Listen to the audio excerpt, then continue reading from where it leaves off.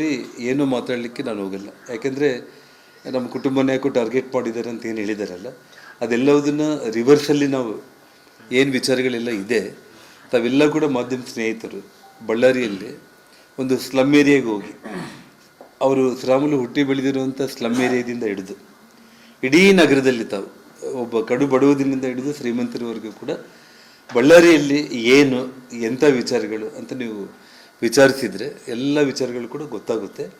ಸಮಯ ಬಂದಾಗ ನಾನು ಎಲ್ಲ ವಿಚಾರಗಳನ್ನ ಕೂಡ ನಾನು ಬಿಡಿಸಿ ನಾನು ಹೇಳ್ತೇನೆ. ಮತ್ತು ಅನಗತ್ಯವಾಗಿ ಏನು ಹೇಳಿ ಏಜೆನ್ಸಿಗಳು ತನಿಖೆ ಮಾಡಿದ್ರೆ ತುಂಬಾ ವಿಚಾರ ಮೇಲೆ ಇಟ್ಕೊಂಡಿದ್ದಾರೆ ಅಂದರೆ ಅದು ಒಂದು ಭ್ರಷ್ಟಾಚಾರ ಆಗಿರುತ್ತೆ, ಇಲ್ಲ ಕ್ರೈಮ್ ಆಗಿರುತ್ತೆ. ನೋಡಿ, ಅವೆಲ್ಲದನ್ನು ಕೂಡ ನಾನು ಕರೆಕ್ಟಾಗಿ ಸಮಯ ಬಂದಾಗ ವಿತ್ ಡಿಟೇಲ್ಡ್ ಆಗಿ ಎಲ್ಲ ನಾನು ವಿತ್ ರಿಪೋರ್ಟ್ಸ್ ಹೇಳುವಂಥ ಸಂದರ್ಭ ಬಂದರೆ ನಾನು ಹೇಳ್ಬೋದು. ಇವತ್ತು ನಾನು ಯಾವುದೇ ಒಂದು ವಿಚಾರದಲ್ಲಿ ನಾನು ನಿಮಗೆ ಒಂದಂತೂ ನಾನು ಹೇಳ್ತೇನೆ,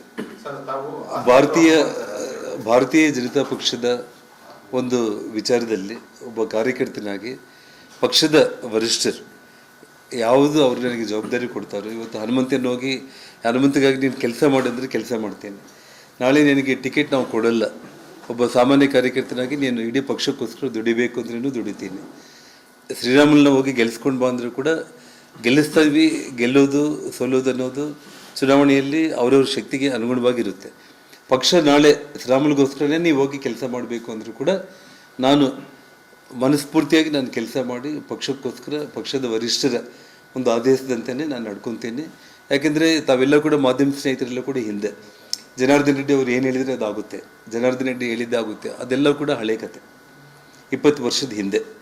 ಇವತ್ತು ಜನಾರ್ದನ್ ರೆಡ್ಡಿ ಸಂಪೂರ್ಣವಾಗಿ ಪಕ್ಷಕ್ಕೆ ಇವತ್ತು ತಲೆಬಾಗಿ ಪಕ್ಷದ ಆನತಿಯಂತೆ ಪಕ್ಷಕ್ಕೆ ಒಂದು ಪಕ್ಷದ ವಿಚಾರದಲ್ಲಿ ಒಬ್ಬ ನಿಷ್ಠಾವಂತ ಕಾರ್ಯಕರ್ತನಾಗಿ ನಾನು ಕೆಲಸ ಮಾಡ್ತೀನಿ. ಆಗಲಿ ಇನ್ನೊಬ್ಬರ ಮೇಲೆ ಹೇಳಿ ಮೆಟ್ಲೇರುವಂಥ ಒಂದು ಅವಶ್ಯಕತೆ ನನಗೆ ಇಲ್ಲ.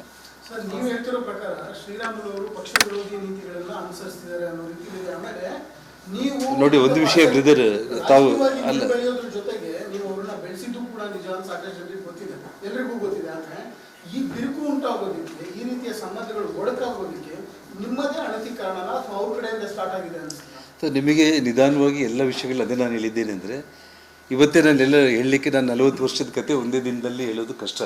ಸೊ ಮತ್ತು ನಾನು ನೆಕ್ಸ್ಟು ತುಂಬ ಡೀಟೇಲ್ಡಾಗಿ ಆ ಸಮಯ ಆ ಸಂದರ್ಭ ಬಂದಾಗ ತುಂಬ ಡೀಟೇಲ್ಡಾಗಿ ನಾನು ಹೇಳ್ತೇನೆ. ತಾವು ಒಂದು ಮಾತನ್ನು ಇವತ್ತು ಹೇಳಿದ್ದೇನೆ. ಅಲ್ಲಲ್ಲ ನಾನಿವಾಗ ಏನು ಹೇಳಿರೋದು, ನಾನು ಏನಾದರೂ ರಹಸ್ಯವಾಗಿ ನಿಮ್ಮನ್ನು ರೂಮಲ್ಲಿ ಕರ್ಕೊಂಡೋಗಿ ಹೇಳಿಲ್ಲಲ್ಲ ಬ್ರದರ್. ನಾನು ಓಪನ್ ಆಗಿ ಮಾತಾಡ್ತಾ ಇದ್ದೀನಿ. ನೋಡಿ, ಅದೇ ಆ ಕಾರಣಗಳು ನಾನು ಹೇಳ್ತಾ ಇರೋದು, ಎಷ್ಟೆಷ್ಟು ಕಾರಣಗಳು ಇಟ್ಕೊಂಡು ಅದೆಲ್ಲದನ್ನು ತಗೊಂಡು ಬಂದು ನನ್ನ ತಲೆ ಮೇಲೆ ಇವತ್ತು ಪಕ್ಷ ನೀನು ಹೋಗಿ ಬಂಗಾರ ಹನುಮಂತ ಕೆಲಸ ಮಾಡಿದ್ರೆ ನಾನು ಮಾಡಿದ್ದೀನಿ. ನಾನು ಇವತ್ತು ನಾಳೆ ಶ್ರೀರಾಮುಲಗೋಸ್ಕರ ನೀನು ಕೆಲಸ ಮಾಡಿದ್ರೂ ನಾನು ಮಾಡ್ತೀನಿ. ನೋಡ್ರಿ, ಒಂದು ಶ್ರೀರಾಮುಲು ಬೇಕು ಅಂದ್ರೂ ಬೇಡ ಅಂತಂದ್ರೂ ಕೂಡ ಜನಾರ್ದನ್ ರೆಡ್ಡಿ ಅನ್ನೊಬ್ಬ ವ್ಯಕ್ತಿ ದೃಷ್ಟಿಯಲ್ಲಿ ಯಾವತ್ತಿಗೂ ಕೂಡ ನಾನೊಬ್ಬ ಸ್ನೇಹಿತ ಅಂತ ನಾನು ತೀರ್ಮಾನ ಮಾಡಿದ ಮೇಲೆ ಸಾಯೋವರೆಗೂ ಕೂಡ ನಾನು ಸ್ನೇಹಿತ ಅಂತಲೇ ನಾನು ಟ್ರೀಟ್ ಮಾಡ್ತೀನಿ. ಯಾವತ್ತೂ ನಾನು ಶತ್ರು ಅಂತ ನಾನು ಟ್ರೀಟ್ ಮಾಡೋದಿಲ್ಲ. ಬಟ್ ಆದರೆ ಒಂದು ವಿಪರ್ಯಾಸ ಅಂದರೆ ಶತ್ರುಗಳ ಜೊತೆಯಲ್ಲಿ ಕೈ ಜೋಡಿಸಿ ಇವತ್ತು ನೋಡಿ, ಈಗಾಗಲೇ ಇಡೀ ಬಳ್ಳಾರಿಯಲ್ಲಿ ಒಂದು ದೊಡ್ಡ ಸುದ್ದಿ ಹಬ್ಬಿದೆ. ಇವತ್ತು ಕಳೆದ ಒಂದು ಸುಮಾರು ತಿಂಗಳಿಂದ ನಾನು ಪಕ್ಷ ಬಿಡ್ತೀನಿ ಅನ್ನೋ ಮಾತು ಭಾಳ ತಪ್ಪು. ಅವ್ರು ನಿನ್ನೆ ಮಾತಾಡಿದ್ದು ಬಿಡಬೇಕು ಬಿಡಬಾರ್ದು ಅನ್ನೋದು ಅದು ಅವ್ರ ವೈಯಕ್ತಿಕ, ಅದನ್ನು ಯಾರೂ ಮಾತಾಡಲಿಕ್ಕಾಗಲ್ಲ. ಆದರೆ ಇವತ್ತು ಸಾಕಷ್ಟು ವಿಚಾರಗಳು ಇವತ್ತು ನಿಮಗೆ ನಾಳೆ ನಡೆದ್ರಲ್ಲಿ ಎಲ್ಲ ವಿಷಯಗಳು ಕೂಡ ಗೊತ್ತಾಗುತ್ತೆ. ಅವ್ರು ನಿಜವಾಗ್ಲೂ ಹೊರಗಡೆ ಹೋಗಬೇಕು ಅಂತಿದ್ರೆ ಹೋಗೋದಿದ್ರೆ ಹೋಗಲಿ, ನನ್ನ ಮೇಲೆ ಆರೋಪ ಮಾಡಿ ಹೋಗೋದು ಯಾಕೆ? ಅಂದರೆ 40 ವರ್ಷಗಳು ನಾನು ಮಾಡಿರೋಂಥ ಎಲ್ಲದನ್ನು ನೀನು ಬಿಟ್ಟು ಹೋಗಬೇಕು ಅನ್ನೋದೇ ನಿಜ ಆಯಿತು ಅಂತಂದರೆ ನನ್ನ ಮೇಲೆ ನೀನು ಆರೋಪ ಮಾಡಿ ಹೋಗೋದು ಅದೆಷ್ಟು ಸರಿ ಅಂತ ನಾನು ಕೇಳ್ತಾ ಇದ್ದೀನಿ. ಇಲ್ಲ, ಅದು ನೋಡಿ, ಬಳ್ಳಾರಿ ಭಾಗದಲ್ಲಿ ಇವತ್ತು ಜಗಜ್ಜನಿತವಾಗಿ ಮನೆಗೂ ಇವತ್ತು ಆಲ್ರೆಡಿ ಜನ ಮಾತಾಡ್ತಾ ಇದ್ದಾರೆ ಸುಮಾರು ವಿಚಾರಗಳನ್ನು. ಅಂದರೆ ಏನು ಡಿ ಕೆ ಶಿವಕುಮಾರ್ ಅವರು ಸತೀಶ್ ಜಾರಕಿಹೊಳಿ ಅವ್ರನ್ನ ಮಣಿಸೋದಕ್ಕೆ ಯಾರಾದರೂ ಒಬ್ಬರು ಬೇಕು ಅಂತೇಳಿ, ಅದು ಶ್ರೀರಾಮುಲನ್ನ ಹೇಗಾದರೂ ತಗೋಬೇಕು ಅಂತೇಳಿ ಶ್ರೀರಾಮುಲಿಗೆ ಇಲ್ಲಿ ಇರೋ ವಾತಾವರಣ ನೋಡಿಕೊಂಡು ಇದೆಲ್ಲ ಕೂಡ ನಾನೇ ಟಿ ವಿಗಳಲ್ಲಿ ನೋಡ್ತಾ ಇರೋದು. ಅದೇನು ನನಗೆ ನೇರವಾಗಿ ಬಂದು ಯಾರೂ ಹೇಳಿದ್ದಂತಲ್ಲ. ನಾನು ಹೇಳ್ತಾ ಇರೋದೇನೆಂದರೆ, ನೀವು ಇರಬೇಕಾ ಬಿಡಬೇಕಾ ಅದು ನಿನಗೆ ಮತ್ತು ಪಕ್ಷಕ್ಕೆ ಬಿಟ್ಟಿದ್ದು. ಇದು ಜನಾರ್ದನ್ ರೆಡ್ಡಿ ವಿಚಾರ ಅಲ್ಲ. ಇದು ಅಲ್ಲ, ನಾನು ಹೇಳ್ತಾ ಇರೋದು ನನ್ನ ವಿಚಾರ ಅಲ್ಲ. ಅದು ನಿನ್ನ ಮನಸ್ಸಿಗೆ ಏನು ತೋಚುತ್ತೆ, ಏನು ಅನ್ನುತ್ತೆ, ಇರಬೇಕಾ ಅಥವಾ ಕಾಂಗ್ರೆಸ್ಗೆ ಹೋಗ್ತೀರಾ, ಇನ್ನೊಂದಕ್ಕೆ ಹೋಗ್ತೀರಾ, ಇನ್ನೊಂದು ಯಾವ ವಿಚಾರ ಏನು ಅನ್ನೋದು ಅದು ನಿನಗೆ ಬಿಟ್ಟಿದ್ದು. ಯಾಕಂದರೆ ಅದು ವ್ಯಕ್ತಿ ಸ್ವಾತಂತ್ರ್ಯ ಅನ್ನೋದು ಇರುತ್ತೆ. ಆದರೆ ಹೋಗ್ತಾ ಹೋಗ್ತಾ 40 ವರ್ಷಗಳ ಕಾಲ ಜನಾರ್ದನ್ ರೆಡ್ಡಿ ಮಾಡಿದ್ದು ಎಲ್ಲದನ್ನು ಕೂಡ ಬೂದಿಯಲ್ಲಿ ಆಗಿಬಿಟ್ಟು ನೇರವಾಗಿ ನನ್ನ ಮೇಲೆ ಆರೋಪ ಮಾಡಿ ಹೋಗ್ತಾ ಇರುವಂಥದ್ದು. ನಾನು ಕೊನೆಗೆ ಹೇಳೋದಂದರೆ ಇಷ್ಟೇ, ಭಗವಂತನ ಮುಂದೆ ಹೋಗಿ, ಆ ತಾಯಿ ಬಳ್ಳಾರಿ ದುರ್ಗಮ್ಮನ ಮುಂದೆ ಹೋಗಿ ಮೊಣಗಾಲ ಮೇಲೆ ಬಿದ್ದು ನನ್ನ ಸ್ನೇಹಿತನಿಗೆ ನಾನು ಆರೋಪಗಳು ಮಾಡಿದೆ, ನಾನು ದ್ರೋಹ ಮಾಡಿದೆ, ತಾಯಿ ನನ್ನ ಕ್ಷಮಿಸು ಅಂತೇಳಿ ಕಣ್ಣೀರಿಂದ ಹೋಗಿ ಆ ತಾಯಿಯನ್ನು ಪ್ರಾರ್ಥನೆ ಮಾಡಿಕೊಂಡ್ರೆ ಏನಾದರೂ ಆ ಭಗವಂತ, ಯಾಕೆಂದರೆ ನಾನು ಕರ್ಮ ಸಿದ್ಧಾಂತವನ್ನು ನಂಬಿರುವಂಥವ್ನು. ನಾನು ಮೊದಲಿಂದ ಕೂಡ ಯಾರು ಏನೇ ಹೇಳಿದರೂ ಕೂಡ ಸಿದ್ದರಾಮಯ್ಯವರು ಹೇಳ್ತಾ ಇರ್ತಾರೆ, ಇಷ್ಟೆಲ್ಲ ವಿಜ್ಞಾನ ಬೆಳೆದಿದೆ, ಇಷ್ಟೆಲ್ಲ ಆದರೂ ಕೂಡ ಇನ್ನೂ ಕರ್ಮ ದೇವರು ಅಂತ ಇನ್ನೂ ನಂಬ್ತಾರ ಅಂತೇಳಿ ಮೊನ್ನೆ ಒಂದು ತಿಂಗಳ ಹಿಂದೆ ಯಾವುದೋ ಒಂದು ಸಭೆಯಲ್ಲಿ ಮಾತಾಡ್ತಾ ಇದ್ರು. ಆದರೆ ನಾನು ಹೇಳ್ತಾ ಇದ್ದೆ, ಕರ್ಮ ನಾವು ಭಗವದ್ಗೀತೆಯಲ್ಲಿ ನಮ್ಮ ಪುರಾಣಗಳಲ್ಲಿ ಕರ್ಮ ವಿಚಾರದಲ್ಲಿ ಸಂಪೂರ್ಣವಾಗಿ ನಂಬಿಕೆ ಇಟ್ಟಿರೋರು ಜನಾರ್ದನ್ ರೆಡ್ಡಿ. ಈ 14 ವರ್ಷಗಳು ನನಗೆ ಕೊಟ್ಟಿರೋ ಎಷ್ಟೆಲ್ಲ ಕಷ್ಟಗಳೆಲ್ಲ ನಿಮ್ಮ ಕಣ್ಮುಂದೆ ಇದೆ.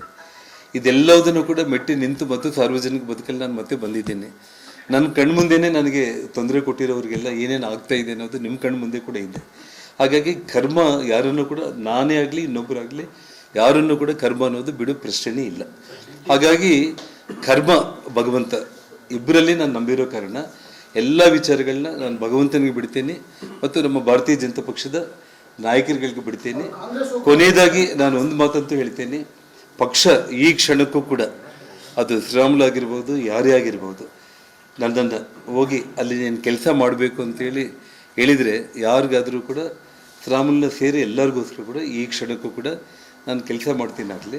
ಇಂಥ ಆರೋಪಗಳನ್ನು ನಾನು ಕೇವಲ ಈ ಆರೋಪವನ್ನು ನಾನು ನಿರಾಧಾರವಾಗಿರುವಂಥ ಆರೋಪವನ್ನು ನಿಮ್ಮ ಮುಂದೆ ಹೇಳೋದಕ್ಕೆ ಮಾತ್ರ ನಾನು ಬಂದಿರೋದು. ಇನ್ನು ಭಾಳ ವಿಷಯಗಳು ನೋಡೋಣ, ಏನೇನು ವಿಚಾರಗಳು ಸಮಯ ಬಂದಾಗಲೆಲ್ಲ ಕೂಡ ನಾನು ಬರ್ತೀನಿ. ನೋಡಿ, ನಾನು ಹೇಳ್ತಾ ಇಲ್ಲ, ಟಿ ವಿ ಚಾನೆಲ್ಗಳಲ್ಲಿ ಇವತ್ತು ಬೆಳಿಗ್ಗೆನೇ ಬರ್ತಾ ಇರುವಂಥ ಒಂದು ಸುದ್ದಿಗಳಿವೆಲ್ಲ ಕೂಡ ನನ್ನ ಸೋರ್ಸ್ ನನಗೇನೂ ಇಲ್ಲ. ನನಗೆ ಸೋರ್ಸೇ ಇಲ್ಲ ಸರ್, ಅರ್ಥ ಆಯ್ತಾ? ನಾನು ಬೇರೆಯವ್ರ ಹತ್ರ ದಿನ ಬೆಳಿಗ್ಗೆ ಆದರೆ 100 ಫೋನ್ಗಳು ಮಾತಾಡಿ ಅವ್ರ ಹತ್ರ ಇವ್ರ ಹತ್ರ ಅದು ಇದು ಮಾತಾಡೋ ವ್ಯಕ್ತಿ ನಾನಲ್ಲ. ಮತ್ತು ಅನಗತ್ಯವಾಗಿ ಈ ವಿಷಯದಲ್ಲಿ ಇನ್ನೊಂದು ನಿಮಗೆ ವಿಷಯ ಹೇಳಬೇಕು ಅಂತಂದರೆ, ನೋಡಿ, ಇವತ್ತು ಪಕ್ಷ ರಾಜ್ಯಾಧ್ಯಕ್ಷರಾಗಿ ಸನ್ಮಾನ್ಯ ವಿಜೇಂದ್ರ ಅವ್ರನ್ನ ಒಂದು ಸಲ ತೀರ್ಮಾನ ಮಾಡಿದ ಮೇಲೆ ನಾವೆಲ್ಲರೂ ಕೂಡ ಆ ರೂಟಲ್ಲಿ ನಾವು ಕೆಲಸ ಮಾಡಬೇಕು. ಅತ್ಯಂತ ಹಿರಿಯರಾದ ಲಾಲ್ ಕೃಷ್ಣ ಅದ್ವಾನಿಯವರು ಇದ್ದಾಗ ನರೇಂದ್ರ ಮೋದಿ ಅವ್ರನ್ನ ದೇಶದ ಪ್ರಧಾನಮಂತ್ರಿ ಅಂತೇಳಿ ಪಾರ್ಟಿ ತೀರ್ಮಾನ ಮಾಡಿದಾಗ ಅದ್ವಾನಿ ಅವರು ಸೇರಿ ಎಲ್ಲರೂ ಕೆಲಸ ಮಾಡಿದ್ರು ಮೋದಿ ಅವ್ರಿಗೋಸ್ಕರ. ಅದೇ ಒಂದು ರೀತಿಯಲ್ಲಿ ಇವತ್ತು ಕರ್ನಾಟಕದಲ್ಲಿ ಇವತ್ತು ಭಾರತೀಯ ಜನತಾ ಪಕ್ಷ ಒಂದು ತೀರ್ಮಾನ ತಗೊಂಡಿದೆ. ಅನಗತ್ಯವಾಗಿ ವಿಜೇಂದ್ರ ಅವ್ರನ್ನ ಒಂದು 5-6 ಮಂದಿ ಏನೋ ಮಾತಾಡ್ತಾ ಇದ್ರೆ, ಶ್ರೀರಾಮುಲು ಕೂಡ ಅವ್ರ ಜೊತೆಯಲ್ಲಿ ಸೇರಿ ವಿಜೇಂದ್ರ ಅವ್ರ ಬಗ್ಗೆ ಮಾತಾಡಿದರೆ, ಜನಾರ್ದನ್ ರೆಡ್ಡಿ ಬಗ್ಗೆ ಮಾತಾಡಿದರೆ ನಾನು ಭಾಳ ದೊಡ್ಡವನಾಗ್ಬಿಡ್ತೀನಿ ಅಂತ ಅಂದ್ಕೊಂಡ್ರೆ ಅದು ದಡ್ಡತನ. ಹಾಗಾಗಿ ಯಾಕೆಂದರೆ ಇಡೀ ಕರ್ನಾಟಕ ರಾಜ್ಯದಲ್ಲಿ ಮತದಾರರಾಗಿರ್ಬೋದು, ಕಾರ್ಯಕರ್ತರಾಗಿರ್ಬೋದು, ಪಕ್ಷದ ನಾಯಕರುಗಳಾಗಿರ್ಬೋದು ವಿಜೇಂದ್ರ ಅವ್ರನ್ನ ಒಪ್ಪಿ ಇವತ್ತು ಅವ್ರನ್ನ ಅಧ್ಯಕ್ಷ ಸ್ಥಾನಕ್ಕೆ ಕೊಟ್ಟಿದ್ದಾರೆ. ಒಂದು 5-6 ಮಂದಿಗೆ ಅಸಮಾಧಾನ ಇದ್ದರೆ ಅದರಲ್ಲಿ ನೀನು ಕೂಡ ಹೋಗಿ ಸೇರ್ಕೊಂಡ್ಬಿಟ್ಟು ಹೋಗ್ತಾ ಹೋಗ್ತಾ ಮತ್ತೆ ನನ್ನ ಮೇಲೆ, ವಿಜೇಂದ್ರ ಅವ್ರ ಮೇಲೆ, ಇನ್ನು ಈ ಕೇಂದ್ರ ನಾಯಕರುಗಳ ಮೇಲೆ ಏನೋ ನೀನು ಮಾತಾಡಿ ಹೋಗ್ಬೇಕು ಅನ್ನೋದು ಭಾಳ ತಪ್ಪು. ಕೊಪ್ಪಳ ಭಾಗದಲ್ಲಿ ಅವ್ರ ಪರವಾಗಿ ಬಂದವರೆಲ್ಲ ರಾಜೀನಾಮೆ ಕೊಡ್ತಾರೆ ಸರ್. ಎಲ್ಲೋ ಒಂದು ಕಡೆ ನಿಮಗೆ ಪಕ್ಷದಲ್ಲಿ ಹೆಚ್ಚು ಪ್ರಾಶಸ್ತ್ಯ ಕೊಟ್ಟಿರೋದಕ್ಕೆ ಶ್ರೀರಾಮುಲು ಅವರು ಬೇಸರಗೊಂಡು ಈ ರೀತಿಯಲ್ಲಿ ನಡೆಯನ್ನು ಕೊಟ್ಟಿದ್ದಾರೆ. ನೋಡಿ, ನಾನು ಪಕ್ಷದಲ್ಲಿ ಜಾಸ್ತಿ ಅವಕಾಶ ಕೊಟ್ಟಿದ್ದಾರೆ ಸರ್. ನೋಡಿ, ಇವೆಲ್ಲ ಕೂಡ ನಾನು ಒಂದು ಮಾತನ್ನು ಹೇಳ್ತಾ ಇದ್ದೀನಿ ಬ್ರದರ್. ನಾನು ಜನಗಳಲ್ಲಿ ನಾವು ವಿಶ್ವಾಸ ಗಳಿಸ್ಕೊಂಡಿದ್ರೆ, ಜನರ ಪ್ರೀತಿ ನಮಗಿದ್ರೆ, ಅರ್ಥ ಆಯ್ತಾ?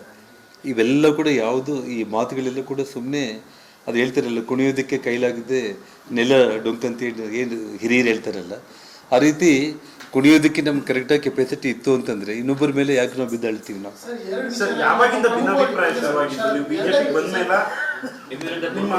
ನೋಡಿ, ನನಗೆ ನಿನ್ನೆ ನೋಡಿದ ತಕ್ಷಣ ನೋಡಿ, ನಮ್ಮ ಕುಟುಂಬ ವಿಚಾರಗಳು, ಕುಟುಂಬದಲ್ಲಿ ಒಬ್ಬನಂತ ನಾವು ಭಾವಿಸಿ ಏನು ನಂಬಿಕೆ ವಿಶ್ವಾಸದಲ್ಲಿ ಏನೆಲ್ಲ ವ್ಯವಹಾರಗಳು ಮಾಡಿರ್ತೀವೋ ಅದು ಆ ಮಾತುಕತೆಗಳು ಬೇರೆ.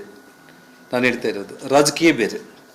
ಹಾಗಾಗಿ ರಾಜಕೀಯ ವಿಚಾರದಲ್ಲಿ ಯಾವುದೋ ವಿಚಾರನ ಮನಸ್ಸಲ್ಲಿ ಇಟ್ಕೊಂಡು ಎಲ್ಲೋ ತಪ್ಪಿಸ್ಕೊಳ್ಳೋದಕ್ಕಂತೇಳಿ ಏನೋ ಇನ್ನೊಂದು ವಿಷಯ ಸುಮ್ಮನೆ ಬಂದು ಅನಗತ್ಯವಾಗಿ ಅನಾವಶ್ಯಕವಾಗಿ ಮಾತಾಡೋದು ತಪ್ಪು ಅಂತ ನಾನು ಹೇಳ್ತೇನೆ.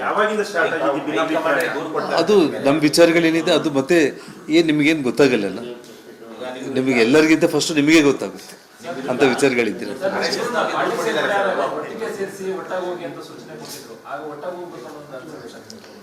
ನಾನೇನಂತೂ ಗೊತ್ತಿಲ್ಲ